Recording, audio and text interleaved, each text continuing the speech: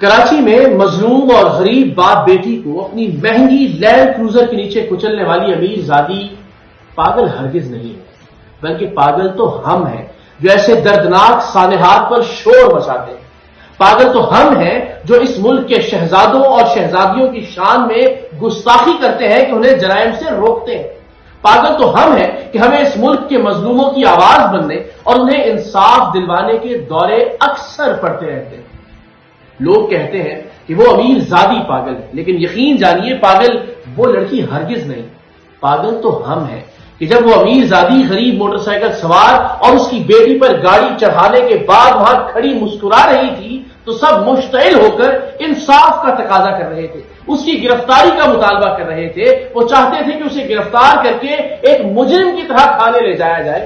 وہ تو بھلا ہو قانون نافذ کرنے والے اداروں کا کہ وہ برق رفتاری سے وہاں پہنچے اور اس کے شایان شان عزت سے احترام سے سب پاگلوں سے اس کی جان چھڑواتے ہوئے اسے پروٹوکول کے ساتھ تھانے منتقل کیا۔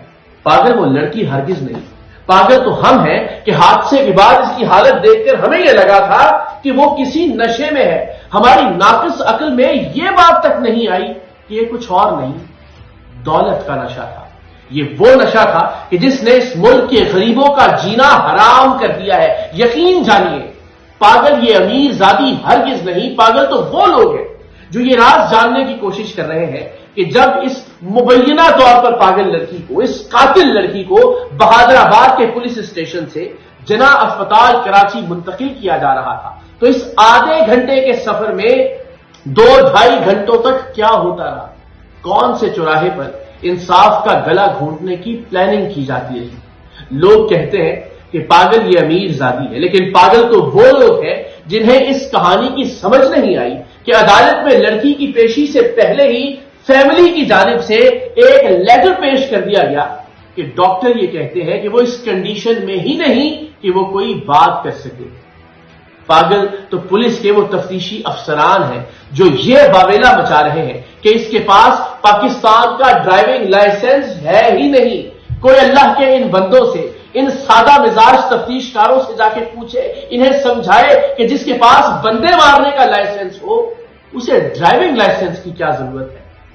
پاگل وہ لڑکی ہرگز نہیں، پاگل تو وہ لوگ ہیں کہ جو اس چیز پر مغزباری کر رہے ہیں کہ ایک نفسیاتی مریضہ کو برطانیہ جیسے ملک کا ڈرائیونگ لائسنس کیسے جاری کر دیا گیا۔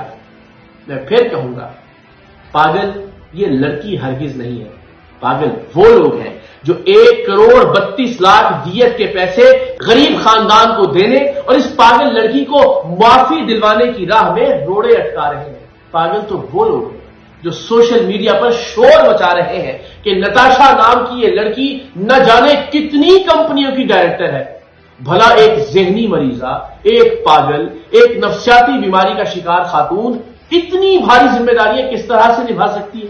پاگل یہ لڑکی ہرگز نہیں، پاگل تو وہ ڈاکٹر ہے جس نے ہر قسم کے لالچ کو ٹھوکر مارتے ہوئے باواز بلند کہا ہے کہ نتاشا پاگل نہیں ہے۔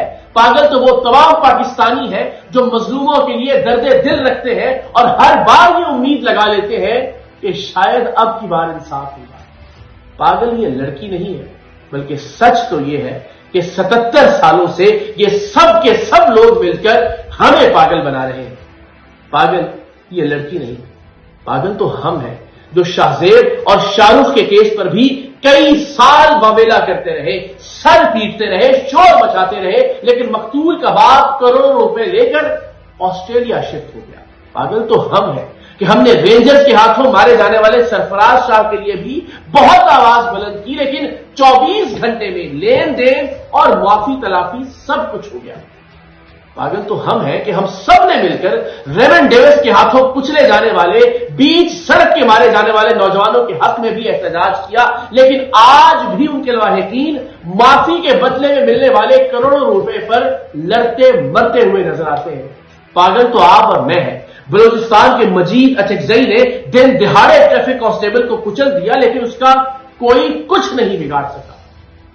کراچی میں بھی باپ بیٹی کو کچلنے والی محترمہ اور ان کا خاندان آپ کی اور میری سوچ سے کہیں زیادہ طاقتور، کہیں زیادہ با اثر اور کہیں زیادہ امیر ہے۔ اور دوسری جانب پاپڑ بیچ کر اپنی بیٹی کو پڑھانے والے کا خاندان ہے، سو اس خاتون کو کبھی اگر 1 منٹ کی سزا بھی ہو جائے تو میرا سر تن سے جدا کر دیجیے گا، کیونکہ قانون اس طرح کے لوگوں کے گھر کی لانڈی ہوا کرتی ہے اور انصاف ان کے گھروں کے باہر کھڑا دربان۔ زندہ باد پاکستان۔